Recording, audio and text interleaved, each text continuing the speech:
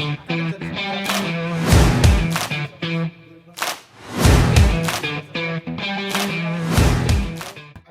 let's go. Action.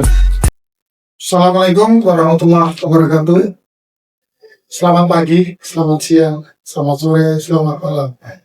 Sampurna Indonesia, ruang visi, ruang harmoni. Ya, kembali lagi bersama saya, Arya Bagus Nursianto, Satu Arah Edi. Pada kesempatan kali ini kita akan berdiskusi, teman-teman. Berjumpa lagi dengan saya akan membawakan suatu kajian yang mana ini riset pertama kita dalam Satu Arah Indonesia yang mungkin kita sifatnya akan berdiskusi dan membawakan ini menjadi suatu dialog bersama, dan ini akan teman-teman mungkin respon ataupun teman-teman juga bisa menambahkan nanti di kolom komentar media kita, yang mana kita akan berbicara tentang Indonesia Emas 2045. Karena dari awal request dari konten-konten kita di komenan Instastory, komenan di beberapa story dari uploadan media Satu Arah ID itu, Mas Kak, Bang request tentang Indonesia Emas 2045. Oke, akan kita bahas pada kali ini dan kita bawa dengan kajian riset yang sudah kita tampilkan. Mungkin nanti selebihnya teman-teman bisa mengakses di jurnal kita di bawah, deskripsi di bawah ini. Teman-teman bisa akses di papan itu, dan juga ini kita akan mencoba membawa suatu kajian ini menjadi pendekatan diskusi yang lebih nikmat dan juga harmoni pastinya. Oke, langsung pembahasan kita kali ini teman-teman adalah Indonesia Emas 2045. Indonesia Emas 2045. Ada apa dengan Indonesia Emas 2045? Mungkin nggak bakal asing sih visi misi negara kita atau penyampaian beberapa periode ini tentang Indonesia Emas 2045. Apa yang terjadi di Indonesia Emas 2045? Oke, kita masuk ke screen kita. Oke, kita masuk ke sini. Ya, ini kita sudah masuk di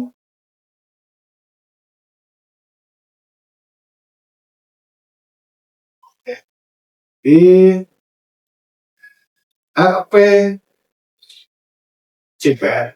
Rencana Pembangunan Jangka Panjang Nasional, yang mana disusun sejak 2025.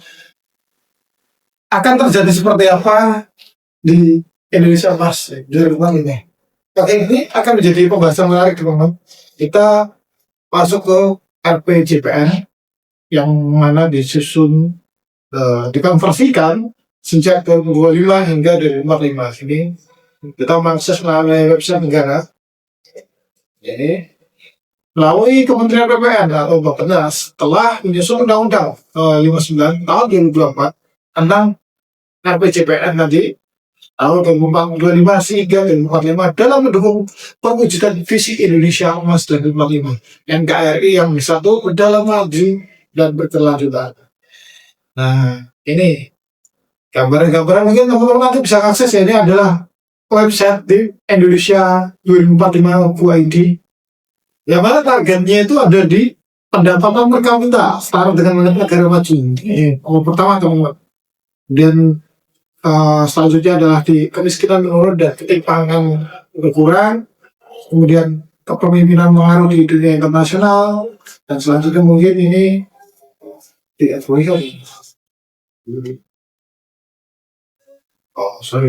buka. Nah, selanjutnya ini tenaga SDM-nya meningkat dengan banyak agenda lainnya juga. Apa agenda nasional ini tadi kita sudah menyampaikan, yang mana tadi, wah ini banyak sekali teman-teman. Ketika kita membedah suatu kajian dalam database pemerintah, emang Ini perlu kita telisik benar, telusuri lebih lanjut karena tidak hanya sekedar action saja atau tidak hanya sekedar ini tulisan doang mewujudkan transformasi sosial, mewujudkan transformasi tata kelola, tidak hanya sekedar itu, melainkan praktik apa atau realisasi seperti apa yang sudah dilakukan sama pemerintah dan juga wilayah. Nah, yang menjadi notice kita adalah di bagian ini teman-teman, yang mana tujuan dari transformasi sosial tadi, ekonomi dan tata kelola sudah dijelaskan ternyata. Bagi saya yang lebih menarik, ini videonya nanti teman-teman bisa lihat. Bagi saya yang menarik adalah di sini, bukan di sini ya, tapi di pendapatan kapita yang dikonversikan US dollar itu meningkat. Jadi mungkin kita akan lebih mengkritisi dari suatu gagasan yang ditawarkan pemerintah terbesarnya. Mungkin ini teman-teman media dari satu arah ini bisa mendokumentasikan hal yang menjadi ini suatu data yang benar-benar perlu kita kaji karena itu yang akan memberikan dampak kita ke depannya, itu yang akan memberikan dampak kita ke depannya. Jadi yang ditawarkan sama negara kita NKRI melalui pemerintahan ya itu adalah kenaikan nilai rupiah yang makin menguat hasilnya. Dan ini kita lihat grafiknya adalah ini middle income trend, grafiknya naik keinginannya dasar tadi US dollar, kelas pendapatan juga naik. Jadi ini visi ya, masih kita perlu jadikan suatu refleksi bersama bahwasanya kita masih punya harapan, kita masih punya suatu semacam kesempatan peluang yang mungkin ada uang. Ini yang novel PDF-nya bisa kita kelas juga uang yang mana sebenarnya perkembangan ekonomi di Indonesia itu selalu meningkat berdasarkan data. Jadi mungkin dari data ekonomi kita komparasikan dengan apa ya yang terjadi di 2045.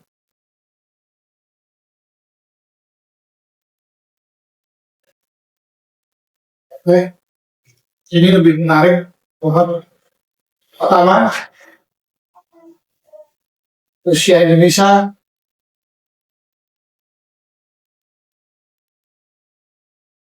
100 tahun dari kemerdekaan.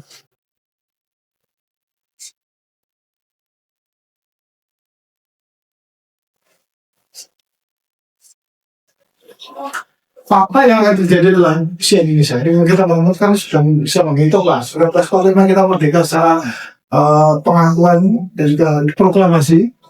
Namanya lagi tapi secara proklamasi kita 1945 itu kemudian di analisa selanjutnya dari kita ya setelah kita menggambarkan skenario pertumbuhan ekonomi Indonesia dan juga data-data yang sudah ada ini yang akan terjadi adalah di 2045 kemajuan teknologi.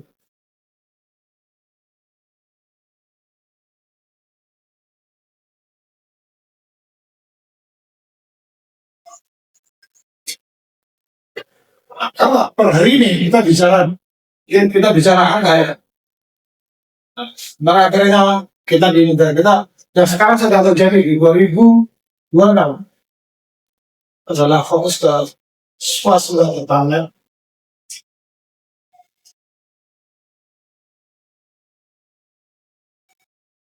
Hingga nanti 2030 penguatan ekonomi lagi.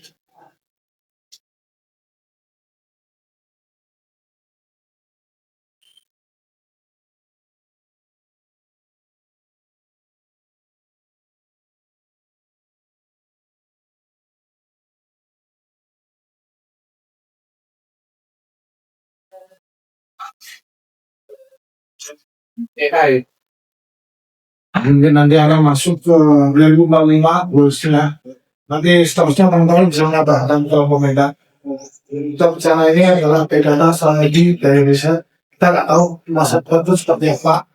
Tapi yang jelas kita menggunakan pola metodologi dari penghimpunan pola sejarah yang terjadi pasca era revolusi industri dan juga hingga per hari ini adalah analisis riset yang kita hasilkan adalah majoritas. Ini kita ini sedang berada di tahun 2026 yang mana mungkin teman-teman nggak asing juga nih kita tambahkan ChatGPT ataupun tools-tools lainnya. Coba kita, nah ini salah satu tools buat teman-teman yang mungkin ingin analisis sesuatu atau riset sesuatu, coba menggunakan ChatGPT. Salah satu platform saja sih, platform AI yang bisa men-searchingkan sesuatu kebutuhan kita. Tapi tidak semuanya akurat. Saya ulang, tidak semuanya akurat karena mereka melampirkan data-data yang terlampir yang diinput dari algoritma Google atau algoritma database online. Begitu kan. Jadi tidak semuanya akurat, tapi kita bisa memiliki gambaran. Sekali lagi, gunakan sebaiknya jangan hanya memanfaatkan sebagai ketergantungan digital. Apa yang terjadi Indonesia di 2045? Kalian bisa tanyakan. Ini saya juga baru searching ini.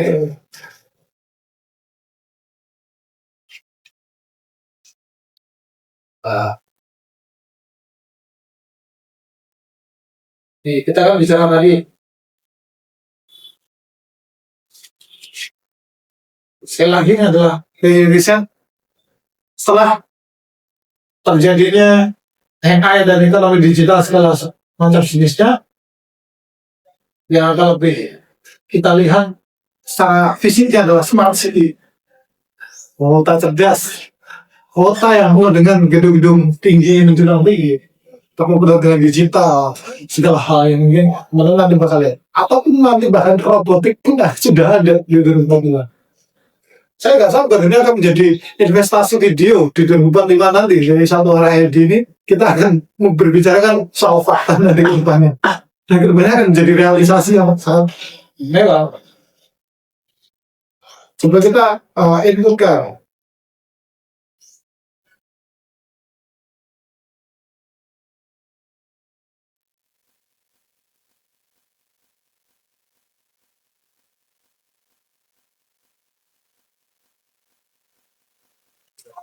So, ya kita sharing bareng ya teman-teman. Ini kita belajar bersama, analisis juga ya. Terus kita adaptasi dengan tools digital, tapi jangan mengandalkan saja karena tadi sebelum kita melakukan tools ini, menggunakan tools ini kita riset menggunakan jurnal kajian lingkungan kita yang mungkin bisa dilihat di deskripsi tahun kita. Jangan lupa ya itu gimana. Nah, wow, sangat menarik sekali.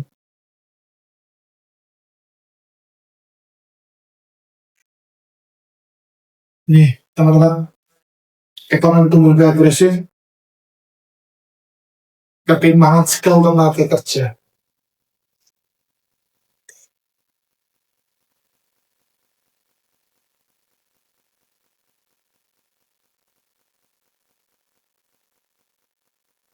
Ini terakhir dari saya mungkin bahasanya. Teman-teman media dari satu arah bisa di syuting atau di foto silahkan. Jadi yang menarik bisa dibantu. Ini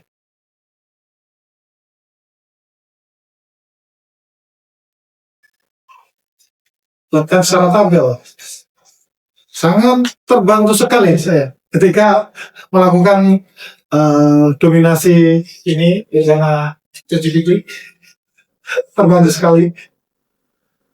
Tapi sekali lagi teman-teman, sebelum kita menggunakan tools ini, kita menggunakan riset jurnal. Ya kita tulis dahulu sebelum kita melakukan online ini, melakukan podcast ini. Jadi kita tulis lebih dahulu, kemudian kita paparkan dan juga kita tampilkan melalui media ini langsung. Ya ini kita mungkin mengajak teman-teman, ayo coba untuk menganalisis suatu kita menggunakan tools ChatGPT atau personal AI lainnya. Tapi catatan satu, jangan ketergantungan. Kita gunakan analisis pemikiran kita sendiri. Nah, itu. Mungkin ini teman-teman yang bisa jadi catatan kita bersama. Pertama adalah critical thinking, yang dari kita bicara ChatGPT dan juga bicara komparasi dari perkembangan ini adalah critical thinking. Kemudian kedua adalah komunikasi dan kolaborasi, kreativitas dan inovasi, adaptasi, skill spesifik, emotional intelligence. Nah, kalau dari saya, jika boleh saya menjabarkan, ya, saya interpretasi saya, bicara critical thinking, ya, kita bicara critical thinking, ya. Bicara critical thinking, berpikir kritis itu penting. Jadi manfaatkan media seperti ini menjadi sarana jembatan, bukan ketergantungan. Saya ulangi, sarana jembatan bukan ketergantungan dalam menganalisis sesuatu. Jadikan itu support, itu. Dan yang kedua adalah komunikasi. Conversation, public speaking, dan sebagaimana jenis lainnya, teman-teman sudah bisa dilatih dan biasa dari sekarang. Itu yang mungkin kita bisa persiapkan. Peluangnya akan lebih besar, opportunity-nya akan lebih berdampak ketika kita mampu menyampaikan gagasan atau ide dengan skema yang lebih spesifik ataupun menarik. Tuh, komunikasi, teman-teman. Selanjutnya adalah digital teknologi. Mungkin nggak semuanya paham tentang digital atau komposisi digital, melainkan kita bisa belajar seperti ini dan menguasai ChatGPT dan tools AI lainnya. Nah, kreativitas dan inovasi. Ketika kita mendapatkan suatu ilmu, ketika kita mendapatkan suatu skill yang baru, kita konversikannya dalam analisa kita masukkan bahwasanya oh ini ilmu ini bagus. Nah, ketika kita menyebarkan ilmu itu atau memaparkan itu atau mempraktikkan, mengimplementasikan, mengaplikasikan ilmu itu, kita kreativitaskan yang akan inovasi yang kita lakukan. Dan yang paling penting adalah soalnya adalah adaptasi, teman-teman. Adaptasi belajar cepat, skilling, fleksibel terhadap sesuatu mungkin yang terbaru. Kita punya hal-hal yang terbaru saat ini. Nah, kemudian skill spesifik, teman-teman, itu perlu diperlukan. Seperti programmer, data analis, dan sebagainya macam lainnya. Dan selanjutnya adalah emotional intelligence. Terakhir adalah empathy, leadership, manajemen emosi. Satu, teman-teman, mungkin kita belajar bersama adalah editing. Itu bisa kita lakukan. Peluang mana yang lebih besar ketika kita memiliki itu dan jika memiliki skill, kalau tidak memiliki itu. Kita kalau sudah punya itu, kalau orang nyari skill, maka dia ajari kok sama orang-orang lain. Tapi kalau kita punya skill yang nggak menjadi itu, kita akan dimusuhi sama orang lain. Itu mungkin jadi refleksi kita bersama, catatan kita bersama bahwasanya pada hari ini kita harus menjaga attitude kita, jadilah pribadi yang baik, adaptasi, power skill, critical thinking, dan sebagainya macam jenis lainnya. Jadi itu mungkin dari saya. Nanti panduan ini dan sebagaimana jenisnya mungkin bisa dideskripsikan atau bisa mudah bersama. Jadi kita jadi belajar bersama. Terakhir dari saya, karena ini sudah dari awal saya bentar.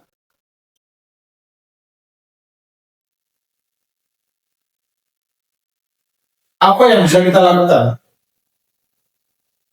saat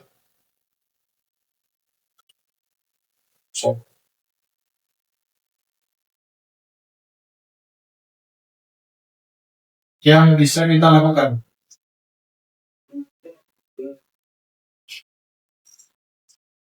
Tadi kan sudah saya sampaikan oleh ChatGPT, teman-teman, tadi yang sudah kita sampaikan. Nah, saat ini apa yang bisa kita lakukan adalah Tadi kita belajar yang poin-poin yang sudah saya sampaikan dan sudah kita bedah tadi. Tapi yang kita lakukan semua hari ini adalah karena gua rencana taksi kalian 2002 sampai 2030 ini Pak dari Surabaya kontrak.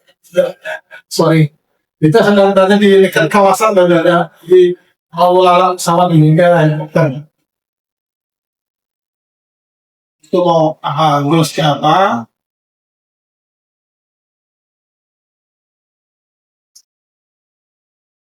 Tiga puluh sampai 2035 apa? 2035 sampai 2045 jadi apa? Bicara proses dan bagaimana mulainya, teman-teman silakan ini mengikuti bersama. Tentukan kalian per tahun meraih apa saja. Setiap tahun 2026, 2030 ini kalian meraih apa saja. Kemudian selanjutnya kalian ingin menciptakan terus apa per 5 tahun atau per 3 tahun atau per 2 tahun silakan. Tapi ini adalah rumus bahwasanya hidup kita lakukan dengan ambisi. Ambisi itu perlu kita asah dengan kemampuan pribadi. Kemampuan pribadi artinya adalah soft skill dan hard skill. Nah, teman-teman ingin meraih sesuatu harus mempunyai tujuan dan harapan. Sekali lagi, jangan harapan. Hidup cuma sekali. Jangan menyanyikan hidup. Mungkin itu saja dari saya. Semoga kita saling memberikan bermanfaatan. Dari saya mohon maaf teman-teman apabila ada penyampaian yang kurang enak, kurang menyenangkan ya, atau kurang tepat, kita belajar bersama, tunggu bersama. Kita adalah Gen Z generasi muda. Mari kita ciptakan ruang-ruang yang memiliki visi dan juga orang yang memiliki hal ini. Karena sejatinya manusia itu adalah orang yang sangat bermanfaat, memberikan kebermanfaatan dan juga menerima kebermanfaatan. Saya akan bagus pada diri closing statement pada podcast dan closing statement pada podcast kali ini adalah apapun yang kita hadapi, lalui, hadapi. Sebelum itu teman-teman dari saya mungkin singkat kami tempatnya karena kita di Indonesia negara yang berkembang. Mengalahkan negara itu bukan solusi dari saya, tapi mencari peluang di negara yang berkembang ini itu gagasan dari saya. Saya hanya manusia, saya merupakan anak muda juga masih biasa. Saya karya bagusnya Rasyado dari Setelah Indonesia paling menghadiri. Assalamualaikum warahmatullahi wabarakatuh.